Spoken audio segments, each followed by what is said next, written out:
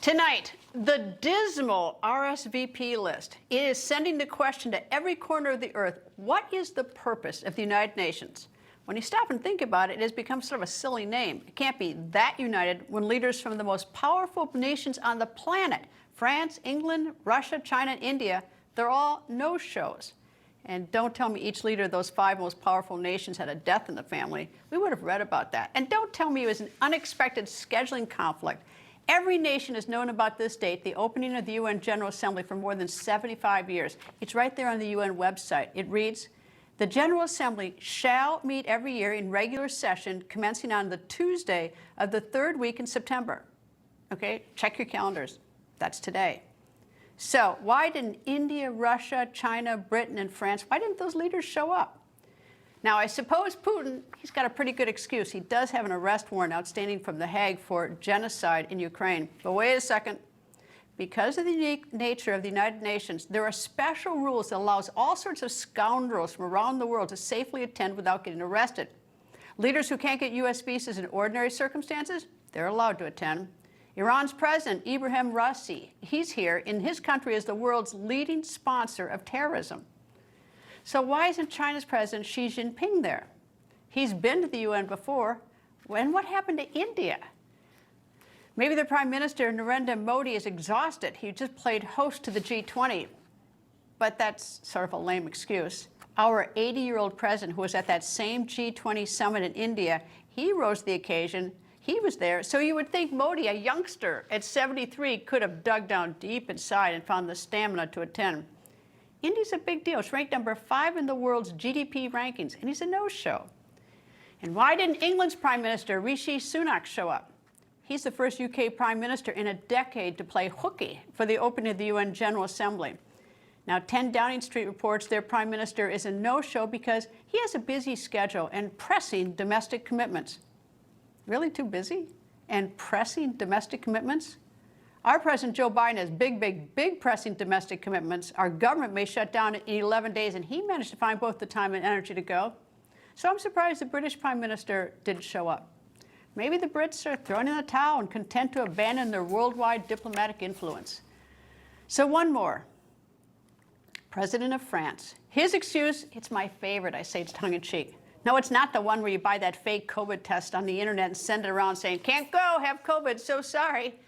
No, French President Emmanuel Macron says he can't make it because he says he had to reschedule a visit by King Charles and Queen Camilla. Now, the UN General Assembly opened today, but King Charles doesn't arrive in France until tomorrow, Wednesday. Okay, that is cutting it short. I admit that one. But the UN General Assembly opening date was put on the calendar back in 1945, 3 years before King Charles was even born. And I do suspect the king is gracious enough that he would have agreed to put off his visit a day or two so that President Macron could meet other world leaders at the UN General Assembly. By the way, think about this one. The most influential and important council at the UN is the National Security Council, and it has 5 permanent members. Guess who they are? The United States, President Biden didn't show up. France, no show. Russia, no show. Britain, another no show. China, a no-show. This is the record.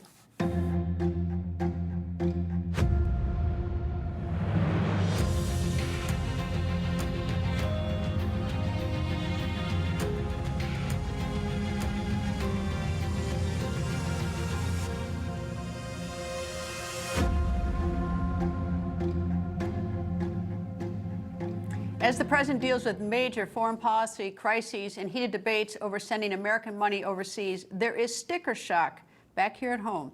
We have just hit a new record, and you may not want to hear it, so feel free to plug your ears for the next 4 seconds while I make this announcement. Here it is. For the first time in American history, the U.S. national debt has surged past $33 trillion. The disturbing record high comes as Congress is on a collision course over funding the U.S. government before a looming shutdown at month's end. And as Washington tries to get its house in order, and as the president talks Bidenomics on the campaign trail, many American households are sounding the alarm about their own finances. Fortune magazine reporting then, 2022, inflation-adjusted household income fell by the most in more than a decade. And I'm sure you noticed gas prices, they're also surging, something President Biden's Treasury Secretary Janet Yellen admitted this morning is an issue. There seems to be a disconnect between the numbers we're seeing and the way people are feeling about the economy, and how do you account for it? I agree with you that there's a disconnect, and I don't have a simple and convincing answer. Go back to last summer when oil prices peaked. Gas prices are down $1.20 a gallon, but it's true that oil prices have risen recently. Gas prices are up somewhat. That's not desirable. Yikes, no answer, not desirable? That's the Treasury Secretary. Not very optimistic. And the rising price is taking center stage in the 2024 presidential race. A recent CNN national poll of U.S. adults found that 58% of them believe that President Biden's policies have worsened economic conditions. Only 24% said Biden's policies improved economic conditions.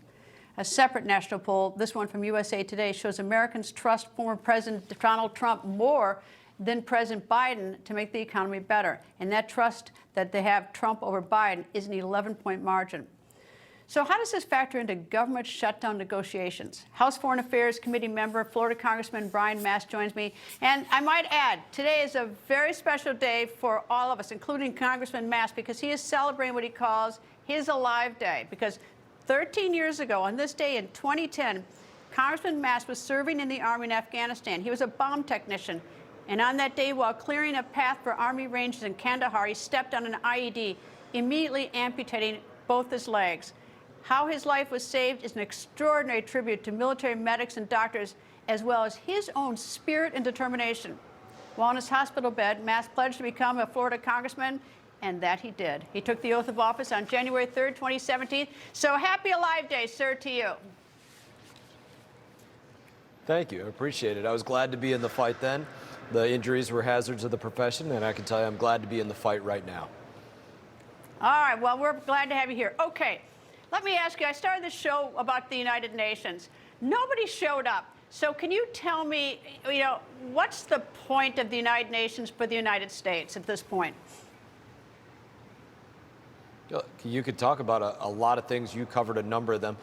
We know that since Donald Trump, at least, there's been a move away from some of these multilateral agreements. Donald Trump wanted to move to the one-on-one agreements, speak to people directly. And when he did that, he actually got people to show up at the United Nations. All those members of the Security Council did show up, even though he was being tough on them. They know that they're showing up to United Nations now with a Joe Biden that is often incoherent, but very rarely has value in what it is that he was saying.